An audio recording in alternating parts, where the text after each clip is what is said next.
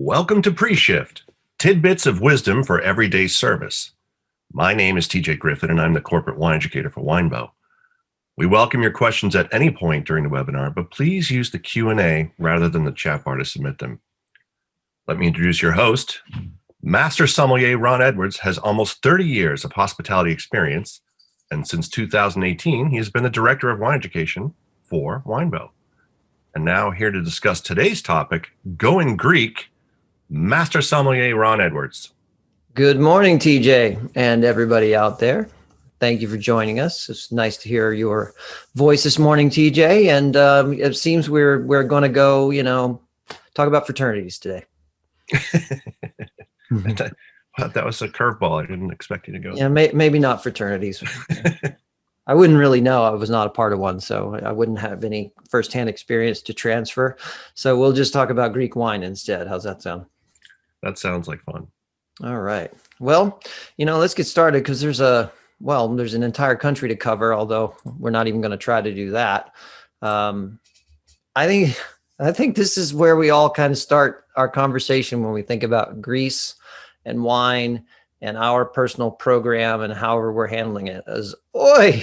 Where do I start? I can't read the language. I don't understand the pronunciation. I've never heard of that grape before. And, it's could be a minefield, I suppose. It's I think the language is a big barrier for people. I definitely agree with you there. I don't know that it would be such a language barrier if it wasn't a different alphabet, Yeah. I think that we muddle our way through French and Italian and Spanish, maybe even a little bit through Portuguese if we're really dedicated to the task, right?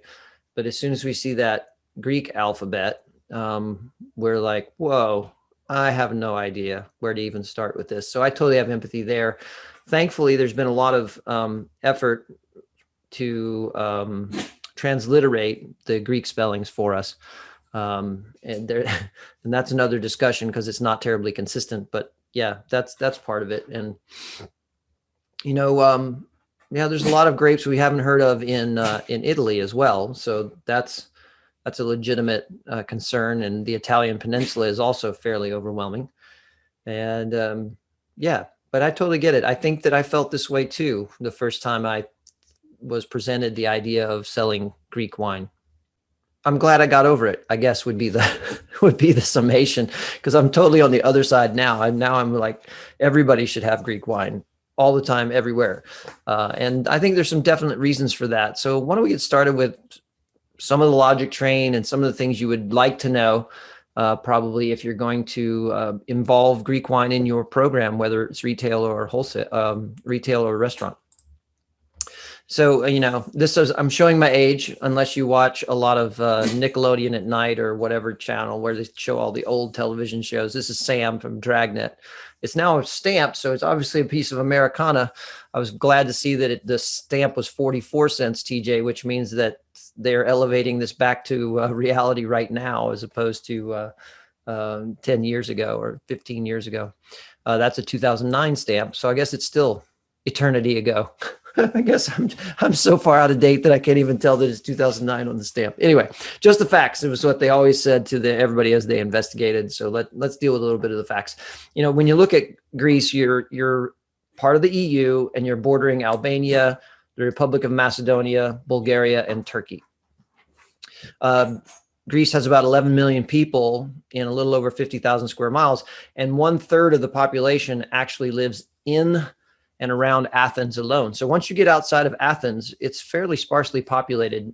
It's a little bit like how when you're traveling through France, there's so many people around Paris, but then as you get out into the countryside, it's really not highly populated. The other interesting fact is the 2,000 islands that are all part of the Greek archipelago and just all over everywhere is a bunch of islands. And it's very interesting that it has 9,321 miles of coastline. That's a lot of coastline, but it's still not number one in the world. It actually ranks number 13. TJ, you have any idea who might rank number one? Would it be, trying to think of another island, Australia? That's a good guess, but it's actually Canada. Canada. Canada. Because we don't Oh. think about it because the entire north coast of Canada is Oh, right. ice, Yeah, but it's still coastline. it still is. So anyway, that's just the facts about the idea that Greece is a little more complicated than just one wine region, and certainly has its own diversity in the world of geography and geology. You know what? There's so much about Greece that we could delve into, and a lot of the details you could actually go back and look up the Between Two Psalms episode where Jesse Becker and I discussed Greece in greater detail as far as the facts and figures and appellations.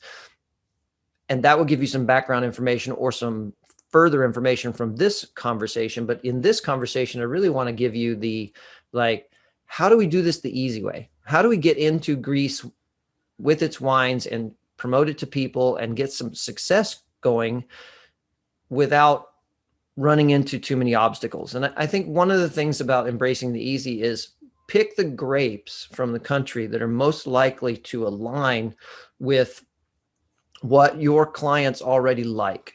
And I think that's a huge, important issue. So let's just do that. Let's start with grapes. We'll put them in regions. We'll talk about how to pronounce them. And I think that that's really the easy button. And I agree.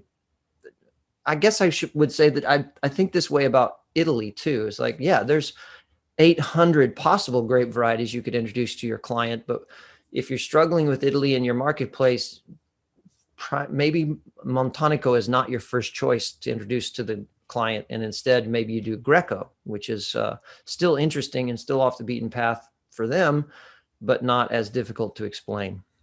So anyway, here we are. These are the 5, and you could narrow it to 3, but I hated to leave out 2 of them. So the 3 you could narrow it to, if you want to go super easy, would be Assyrtiko, Aioritico, and Xinomavro. Those are the 3 that you absolutely have to have if you're going to represent much in the way of Greek wine to the public. But you really shouldn't avoid Malaguzia or Moscofilero. Both of them are very easy to like. I've shown them to people for years. Moscofilero has been in the U.S. market fairly prominently, thanks to Butari, for a long, long time. And then Assyrtiko, that's all about Santorini, which I consider to be one of the most noble wines on the planet. It's in my top 5 of grapes and regions to drink above all others in all wines. And so we'll go there. But, the first thing we have to be is comfortable. We have to get to a level of comfortability with the grapes and the regions and some of the pronunciations, because if you are uncomfortable bringing it to the customer, they're not going to buy in. So TJ, let's pronounce these together. I'll say it, you say it, and then hopefully everybody out there in the audience will say it, because that doesn't require to take the hands off the steering wheel if they're driving or anything else. Sound good? All right, I'm ready. All right. So Assyrtiko. Assyrtiko. Nice. Assyrtiko. Malaguzia. Malaguzia. Malaguzia. It's more of an S sound than Yes, it's not a Z. Not a Z, it's more of an S. And this is one of those issues with the transliteration issue, is a lot of times what they pull for us is not necessarily what we might have put there ourselves. Moscofilero. Moscofilero. Yeah, the S becomes sort of a cross between an S and an SH. Moscofilero. Moscofilero. And then this one's, the next 2 are daunting. Let's just be honest, because when you look at it, you're like, what in the world do I do with AGIO? And this is one of the issues of transliteration. And if you want to think about this in the back of your head, this grape translates in English to St. George, which you could use that to your clients and you could put it on the menu as such, but the bottle won't say that. So eventually you're going to have to figure this out. And so I recommend listening and not looking at the word. Aioritico. Aioritico. Aioritico. Yeah. G's are like a Y. The G-I, the A-G okay. Together becomes kind of an I, and then the E and the I and the O are 2 syllables, actually. Aioritico, but it runs together. Aioritico.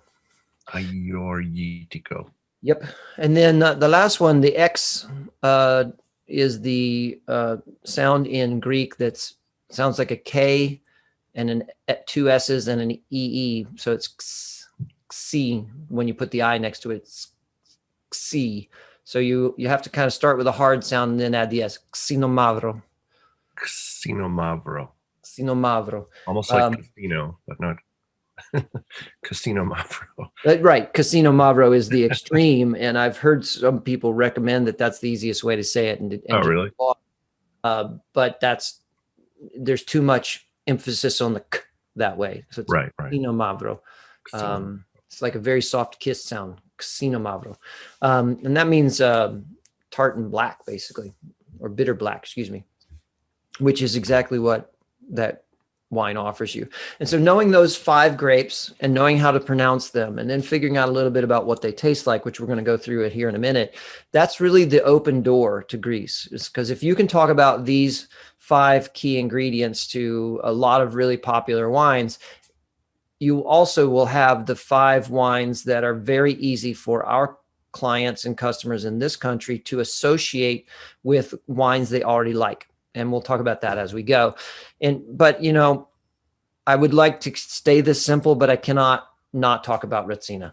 I just have to. And part of it is because I'm a Retsina fan. And part of it is because Retsina is completely misunderstood. So in the US, especially in the concept of bars and cocktails and spritzes and the things that have been really popular over the last 10 years in the bartending crowd about using sherry and using other kinds of wine as part of cocktails, we definitely have a place in the market right now for Retsina. Now, the problem with Retsina and its imagery is sort of misapplied logic. We have lots and lots of non-aromatized wines that we think poorly of. TJ, can you, don't verbalize it, but can you think of 5 to 10 immediate non-aromatized everyday table wines that you have little regard for? Sure. Sure. And I think the rest of us do too. We just tend to think, well, the category is bigger than that, right? I don't like that Pinot Grigio because it's poorly made. But I'm not going to dismiss all Pinot Grigio because of that one wine. And we have to do the same thing with Retsina, because the difference with Retsina is care of production. If you are intentional about making quality Retsina, what you end up with is a quality product. And I want everybody to just step back and take a deep, honest look at themselves. We all like aromatized wine. We just don't call it aromatized wine. If you take Chardonnay and you put it in a barrel and you age it, TJ, does the barrel impart flavor to the wine? Yes, it does. Yes, it does. Therefore, it aromatizes the wine.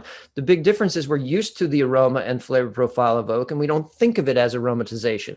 Chardonnay without oak is not aromatized. With oak, most assuredly is. We just happen to like that flavor because that's the aging vessel of choice for the last 500 years. Well, the aging vessel of choice prior to that were clay amphorae. And clay amphorae like to leak. And in antiquity, they were all sealed with pine resin to make sure that the wine did not escape during shipment. And in reality, the mark of great quality wine in the 1st and 2nd and 3rd century Common Era was the flavor of resin because it said it was sealed properly. We just changed vessels, and so our taste profile changed, but it's definitely something we need to entertain. I'm obviously very passionate about it. I'm also very passionate to tell you that some Retsina is absolutely terrible, but there are some really high quality one of them is listed right here, one of our producers, Yea. Papianakos also makes a really great Retsina. And if you're ever in Europe, I don't think it's made it to the US yet, but if you're ever in Europe, there's a producer named Kekris, which is really, really top notch. Some of the best I've ever tried.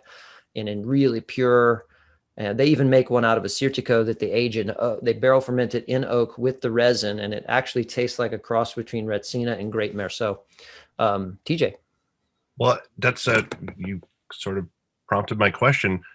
Is Assyrtiko the grape for Retsina? No, Assyrtiko is not traditionally the grape for Retsina. Traditionally, you would use a combination or by themselves Savatiano and Roditis, which I didn't put on your initial screens, but they're wonderful wines on their own now in the modern era. So please consider Retsina. get used to it. Think about how it would be applied. It's so fabulous with food, especially with rich Mediterranean food, because it has a personality that can stand up to, lots of garlic and lemon and olive oil and the things that are really prominent in the Mediterranean basin. So one of the other things that's really a great story, now that I've gotten off the Retsina kick and everybody's like, yeah, please move on, is the diversity of Greece. I think it's so important for each time we stop and think of a region of the world, we are honest with ourselves about how large the region is, how diverse it can be, how it can't be painted with a single brush. And Greece is definitely like that. On the left side of the picture, as you're looking at the screen, you see the moonscape and the vines on the ground in the Koulura shape of Santorini. It's volcanic ash. It's vegetation is hard to come by. Rain is hard to come by. And it really does look a little bit like trying to grow grapes on the moon.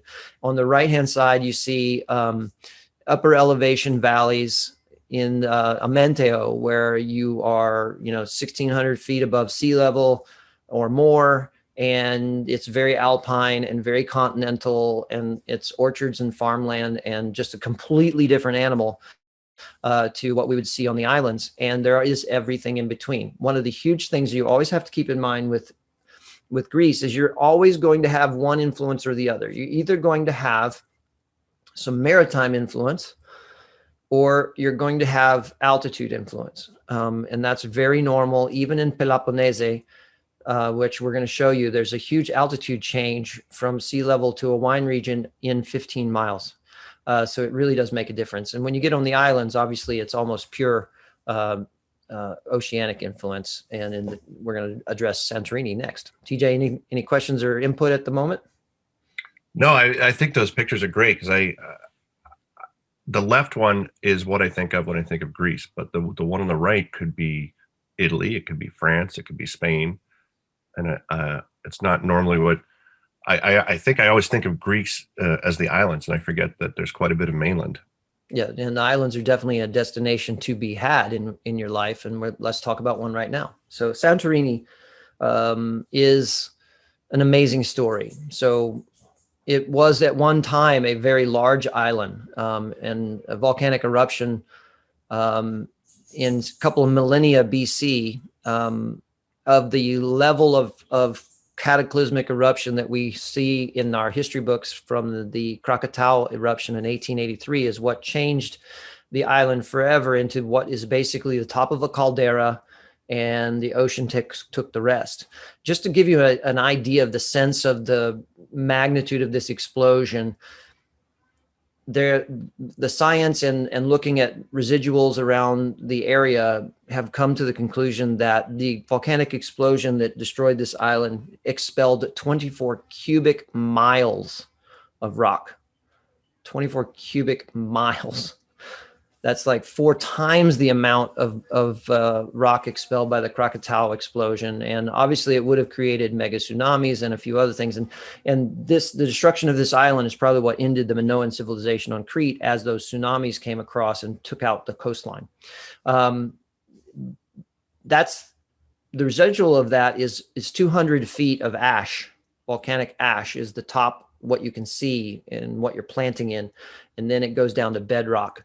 And that's the island. And this is a beautiful picture of exactly what to expect. Steep cliffs going down to the water, and white roofs, white houses with blue roofs to confuse the birds. And it's just beautiful. And there's some things specific to Santorini, some terminology.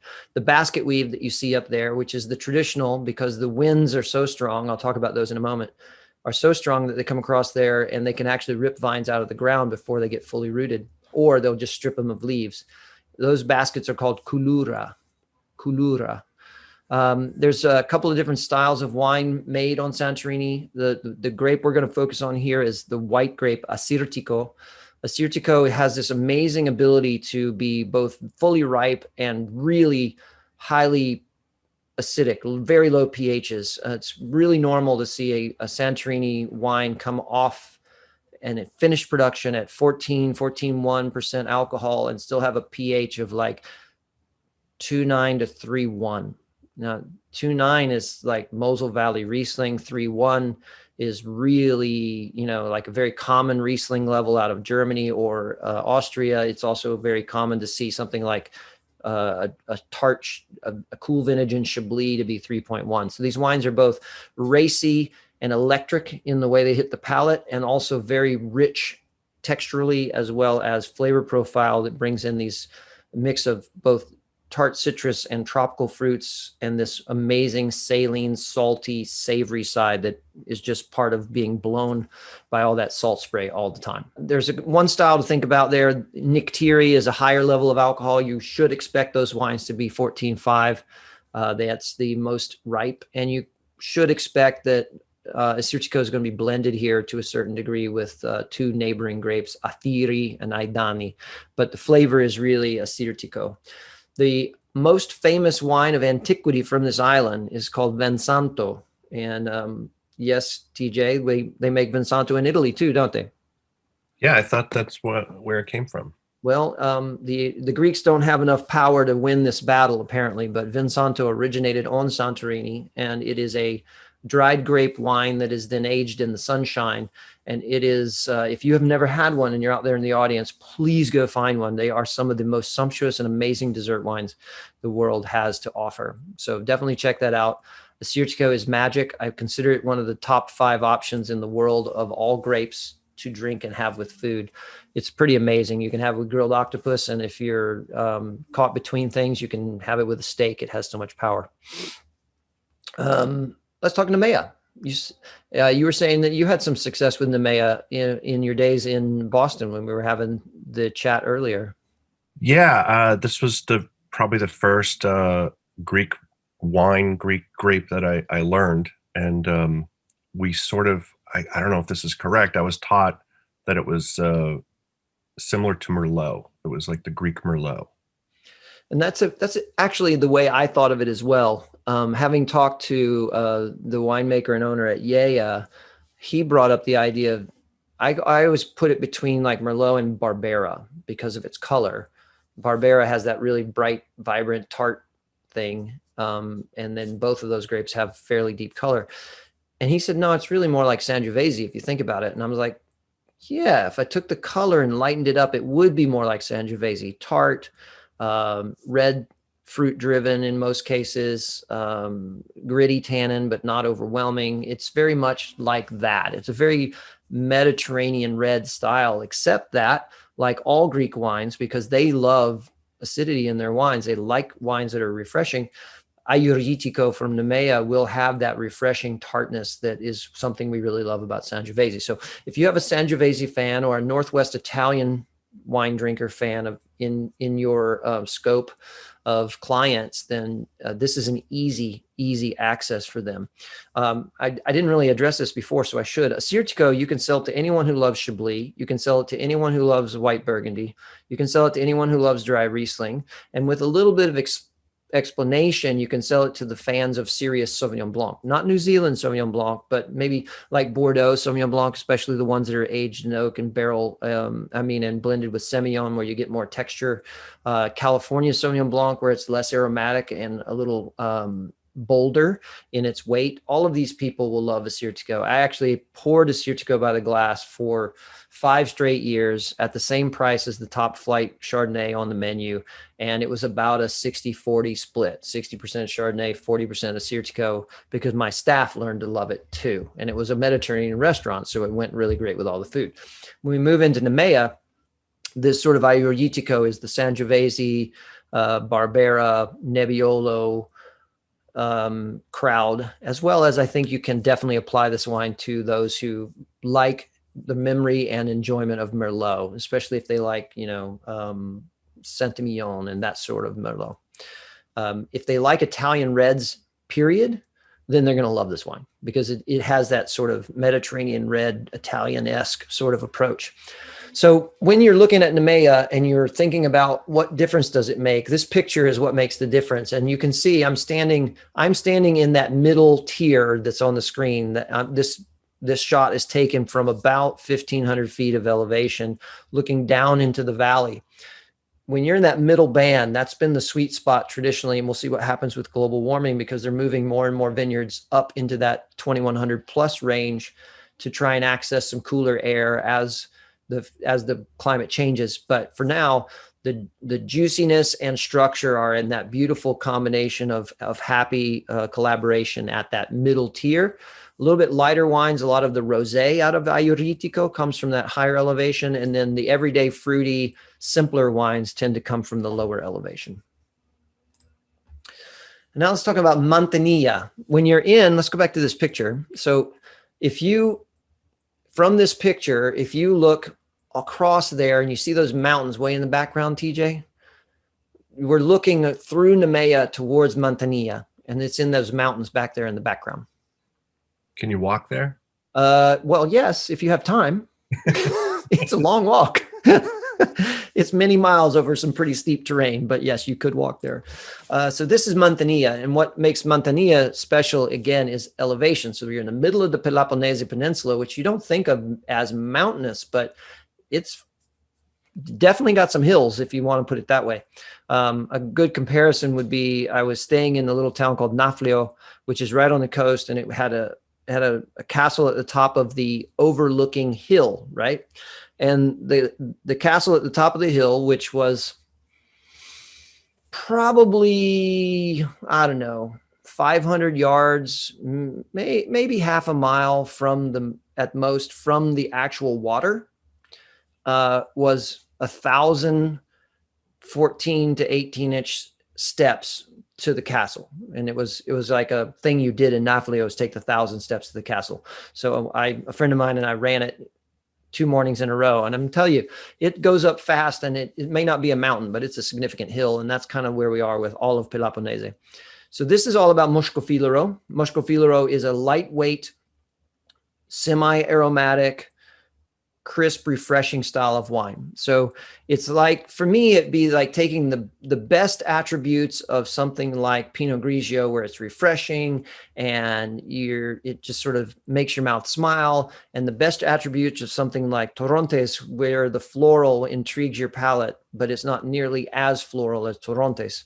And get that together. It's comparable to some of the dry muscats you get out of southern France. But again, not as floral as that. So it's actually 3 different grapes, and they're all allowed to be blended in. It's a family of grapes like Lambrusco, and one of the grapes is actually black. So there's a black one, a pink one, and a white grape. And then Asprudés is allowed to be blended in. That's a separate local varietal. This is a great aperitif wine. It's hot outside, poured in somebody's glass, and away you go. It also has an affinity for lightweight snacks like seafood and so forth. As far as, I think I could sell Muscofilero to most every Pinot Grigio drinker if I pick the right one. Most of them are not overly floral, and pick one that's a little less floral, and away you go. If you need an example of one, Butari is pretty much accessible everywhere. We don't sell that wine, but that one's easy to find. We don't actually import a Manzanilla producer right now.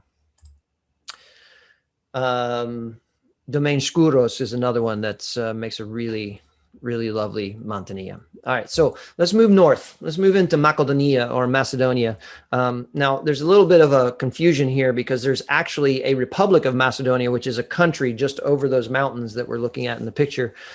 This is actually the ancient region of Macedonia, from which Philip II emerged, as well as Alexander the Great. So there's a ton of history up here, but the wine history is dented and scratched. Let's put it that way, because as the Ottomans came down and took over this part of Greece first and heavily taxed wine, and then basically said, no, this is not in keeping with Islam, and so you have to stop making wine. Vineyards were rooted up for lack of profitability and the dangers associated with making wine.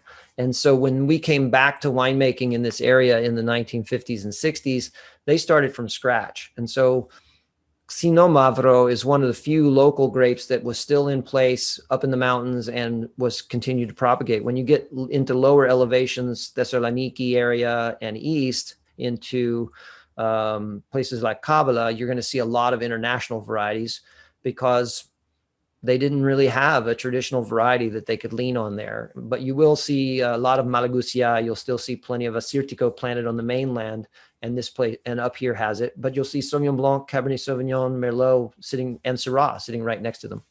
But let's talk about Xinomavro. Xinomavro is like maybe not the twin of Nebbiolo, but a really similar looking sibling.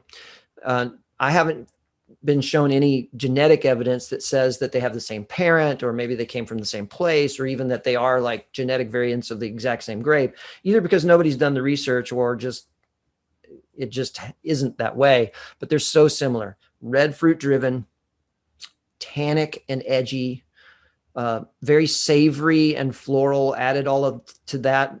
Very drying attack of tannin is accentuated by all this savory nature of herbs and spices and things like that that you love out of great Nebbiolo.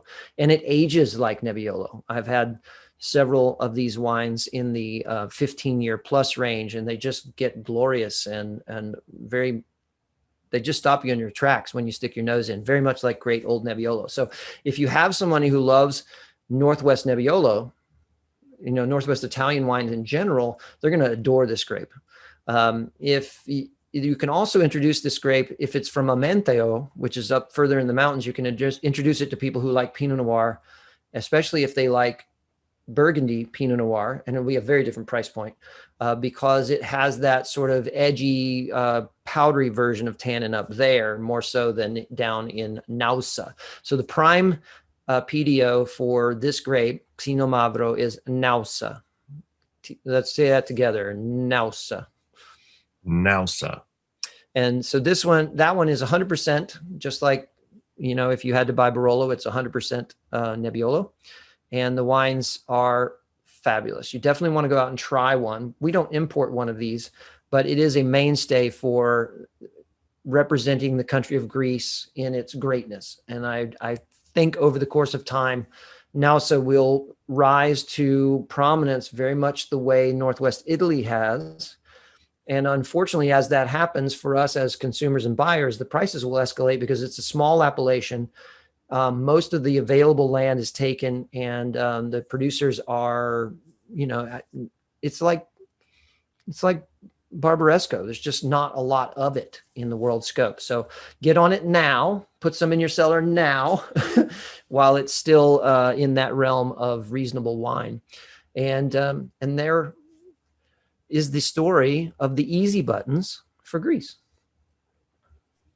And if you're out there looking, these are the producers that you can find from us, from Winebow itself, that would help you. And so the first one is Argyros. The next one is one of those other Greek words that's like crazy. So this one, TJ, we're definitely going to repeat together. Papagiannakos. Taki, look, they sounded Greek. And then the next one looks like it should be Gaia, but it's Yeya.